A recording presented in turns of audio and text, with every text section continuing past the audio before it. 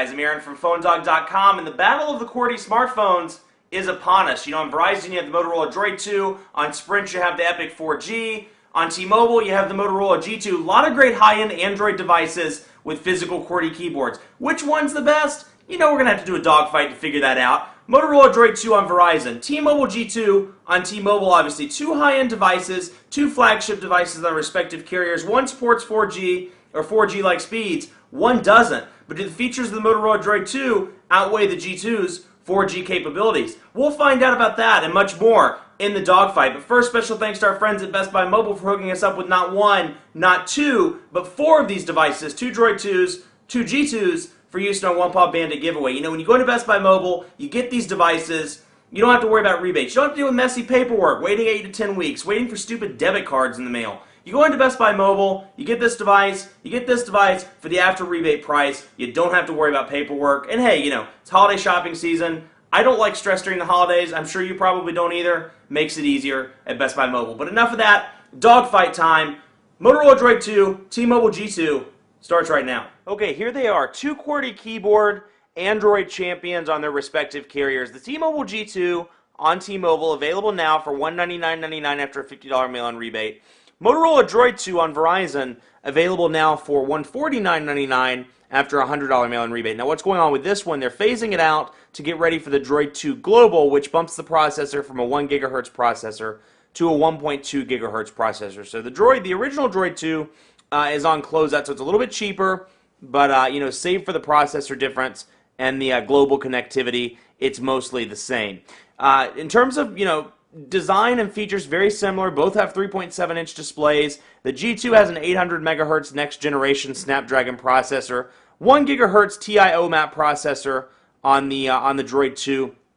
3.7-inch displays, I think I just said that. Android 2.2 and a vanilla version on the G2 with Moto Blur, or at least a toned-down version of Moto Blur on the Droid 2. So, you know, software-wise, hardware-wise, for the most part, barring some processor differences, kind of similar. Both have physical QWERTY keyboards. Both have 4-row physical QWERTY keyboards. Both are rubberized. Both are fantastic keyboards. Island keys on the G2. All-together keys are, you know, that are all together on the Motorola Droid 2. So minor differences there. Let's have a look at the hardware. On the left side, volume rocker, micro USB charging port, and on the right side, camera shortcut button, 3.5mm headphone jack on the top, power button on the top, and then a battery door, a nice metal battery door on the back. Now I have to give HTC credit here. This is a cool little touch. Instead of, you know, working to remove the battery door, trying to figure it out, all you have to do is flip the switch, and it pops out. So you'll see, bam. Pops out, gives you access to the battery, the SIM card slot, the micro SD card slot. When you're ready to put it back in, line it up. Bam, back in. 5-megapixel camera with a flash on the back there, and optical trackpad on the front with 4 capacitive buttons just below the display. Now let's have a look at the Motorola Droid 2 in terms of design. Left side, micro USB charging port, a little bit higher on this one. Volume rocker on the right-hand side, camera shortcut button, 5-megapixel camera with a flash. Now this is the R2-D2 version of the Droid 2, which is just some minor design differences, minor wallpaper, things like that. It's just a Star Wars-themed device. In terms of performance, should be exactly the same. 3.5mm headphone jack on the top, and 4 capacitive buttons just below the display on this one as well. Now here's where one of the big differences kicks in. It's a standard slide mechanism to get to the keyboard on the Motorola Droid 2. On the other hand, when you look at the G2, it utilizes HTC's newest hinge called a Z hinge, and you'll see flipping it up and over. It doesn't slide directly up. It flips up and over. So nice touch there. The one downside of the hinge, though, is if you text message in bed, you can't do it because the weight of the top piece detaches and causes it to close. So, you know, maybe a frustration for some. If you text message in bed or you text message upside down, might be an issue. Otherwise, in terms of design, I have to give it to the G2 just for the metal accents, for the optical trackpad, very classy look. And not to say that the Droid 2 isn't at all, but the metal accents, the metal battery door, the cool toggle here to remove the battery door, definitely a nice touch there. Not to say that this one isn't a gorgeous device, but just on design, I'd have to give it to the T-Mobile G2. Okay, so now we're taking a look at the hardware. Let's have a talk about the software. Android 2.2 pre-installed on both of these devices out of the box. Now on the G2, it's a vanilla version of Android 2.2 with minor T-Mobile software things like My Account, the quick keys, which we'll get into a bit later in the video here. But otherwise, the otherwise vanilla version of Android 2.2. Now, on the Motorola Droid 2, on the other hand, it's Android 2.2, but it's running Motorola's Moto Blur custom user interface, or at least a toned-down version that you've seen on the Droid X. It's not the full-scale version like what you would see on a device like the flip side with the colored icons and Moto Blur connectivity, but it definitely is a customized user interface. So you'll see here, let's just run through some of the apps. 3G mobile hotspot on this device, so you can use it as a mobile hotspot. Verizon's backup assistant. Some pre-installed apps like Blockbuster, City ID, Gmail, of course, all the typical Google apps, Maps. Skype Mobile on the Verizon side. This one, because it's a Star Wars-centric one, it has some Star Wars stuff. And then, of course, other YouTube apps. Other Google apps like YouTube. Now, one of the interesting things I like about Moto Blur is that out of the box it provides some really useful applications. Like you'll see here, haven't touched it other than to download Quadrant Standard and Speed Test for a little later in the dogfight. But, for example, files. You can go here, you can access your phone files, the shared folders, and you don't have to worry about downloading Astro from the Android market or downloading, any other apps from the Android market. So it's nice that out of the box they give you a couple of apps that'll help make the job a little bit easier. Media share, scroll down through here, voice commands, voice search, which is a Google thing, but still, some nice programs out of the box, and, emergency, just little things where you're like, hey, I wish I had that. It's pre-installed on the Motorola Droid 2, so the files thing is a nice touch. Now, on the G2, it's, very vanilla in terms of the Android software. I've already installed Astro, actually, on this one. But you'll see, save for a couple of T-Mobile apps, like T-Mobile's My Account, and then T-Mobile's Wi-Fi calling, which is down here at the bottom, which is new as of the G2 software update that came out a couple of weeks ago. Enabled Wi-Fi calling and mobile hotspot. So now, whereas if I'd done this dogfight a couple of weeks ago, this one would have mobile hotspot, this one wouldn't. Both of these have mobile hotspot now with the G2 able to tether and support HSPA plus speeds. So nice touch there. But you'll see some T-Mobile stuff on this, but for the most part, it's very vanilla. Now, one of the interesting things about the G2, it comes with like every Google app known to man pre-installed on the device. Google Finance, Google Goggles, Google Search, Google Translate, Google Sky Map, Google everything, Google take over the world. They're all pre-installed on this device, which, for some people, I would download most of those anyway, so it's not a big deal. The problem is you can't remove those, at least in the stock form. So you go to you go to applications without doing any sort of work behind the scenes. I go to manage applications. I want to remove. Go to all. I want to remove. One of the let's say Earth, for example, Google Earth.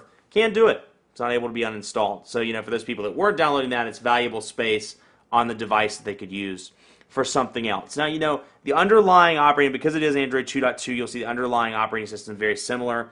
Both have the little Android 2.2 touches like the small PM text in the top right-hand corner, and then both have things like live wallpapers, and then general menu settings are very similar. Now you'll notice at the bottom here, just doing some comparisons, the home and menu buttons are switched on these two devices. But again, live wallpapers on both devices, and you can see see several different options there depending on which one you get. So they're both very equipped. They're both great high-end devices in terms of that. Now let's have a look at the keyboards. I want to touch on that.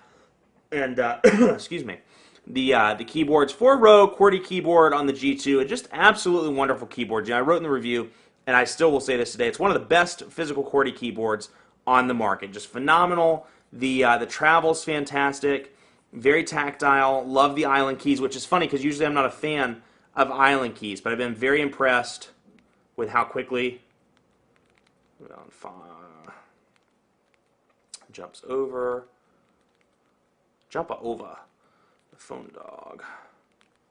Quick Brown Fox jumps are supposed to be jumps over the phone dog, so you can see pretty quick typing experience there, and the keys are centered very nicely to where I'm not reaching over a D-pad like in the original Droid or some other devices that are on the market. Feels great in the hand, very tactile.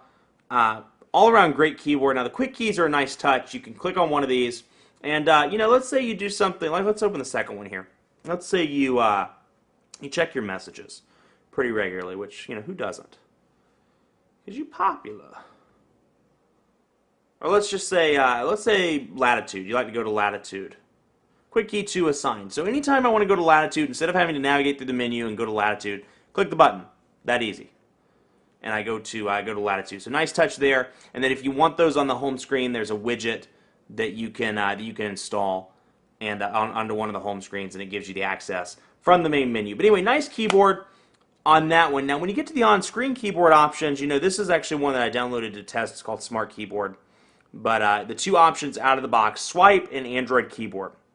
So we'll go to Android keyboard here, and you can see very stock Android keyboard, as it says. Typical one that you've seen on devices of the past. Now, I'm pretty quick at it, but I can automatically tell you on the on-screen keyboard side, I have to give it to the Droid 2. Love the Motorola multi-touch keyboard. Fantastic, easy to use. And while it is on a 3.7-inch screen, so it's a little bit smaller than the Droid X's 4.3-inch screen, still a great keyboard on screen. So on that topic, let's go over to the Droid 2 and go into text messaging. And you can see there is the multi-touch keyboard.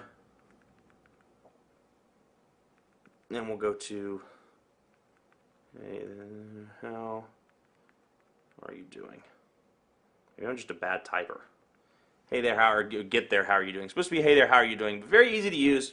And of course, like all of these, you can use it in portrait or landscape mode. Now, again, another great keyboard option here on the Droid 2. Keys are very tactile. They're together. They're not island keys. They are together, and there's a nice little D-pad here in the bottom right-hand corner in case you need it for gaming or anything like that. Not on the G2. So a little bit of a bonus point or two for having a D-pad integrated into the keyboard. Otherwise, very easy to type on. And I have no idea what I'm typing until hey there, how are you doing today? And let me know. So, nice keyboard on that front. Now, in terms of the physical QWERTY keyboard, I have to give the slight edge to the G2. I think the keys are more tactile, just ever so slightly, and they're spaced in a way that makes it really easy to type. So, slight edge to the G2 in terms of QWERTY keyboard, but, Motorola Droid 2, not far behind at all. In terms of the G2, the Droid 2, and the Samsung Epic, it's a tough call in terms of physical QWERTY keyboards between all of them, but this one just slightly takes the cake thanks to tactile feedback and the way it feels in the hand. But don't get me wrong, if you're on Verizon, you don't want to switch, fantastic physical keyboard on the Droid 2. On screen, it's a different story. I have to give the credit to the Motorola Droid 2. That Motorola multi-touch keyboard is just fantastic in my book. It's a great keyboard. The keys are spaced very nicely. The size is perfect, and overall, just been very pleased with the on-screen keyboard there. Now you get a couple of different options on this one as well. If I remember right. No, I'm sorry, you don't on this. And there's no. I wanted to say swipe was pre-installed on this device, but I guess not. So swipe and standard Android keyboard, Motorola multi-touch keyboard. If you look hard enough, you can get swipe on the Droid 2. So on screen, Droid 2 takes the cake. Physical, T-Mobile G2 takes the cake.